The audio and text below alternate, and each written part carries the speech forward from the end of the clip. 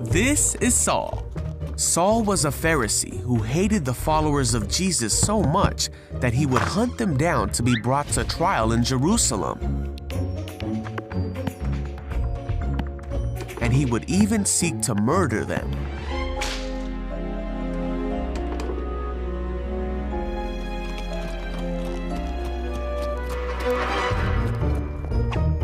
Saul was uttering threats with every breath, and he was eager to kill the Lord's followers. So he went to the high priest.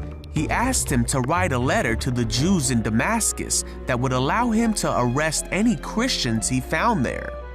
He wanted to bring them, both men and women, back to Jerusalem in chains.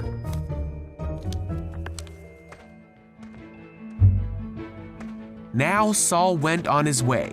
And as he came near Damascus, a light from heaven flashed around him, and he heard a voice that said, "Saul, Saul, why are you persecuting me?"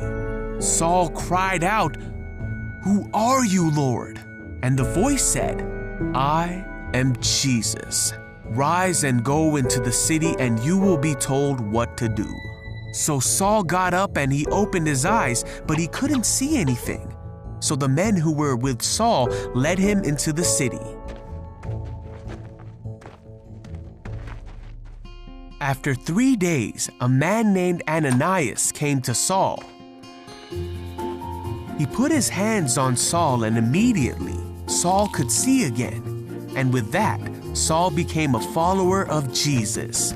He became the very thing he had tried to hunt. And he immediately began telling people that Jesus is the Son of God, and he taught them about the mercy of God that he had received. And all who heard him were amazed. He then went by a new name, Paul, as he began preaching not just to the Jewish people, but to everyone.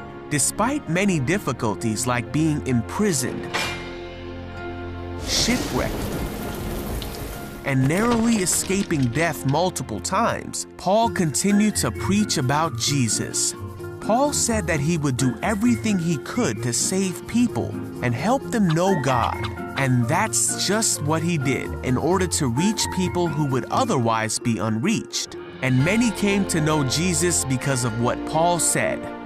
Paul taught many in his day through his letters, but even more have come to learn more about Jesus through the letters of Paul that can be read even to this day.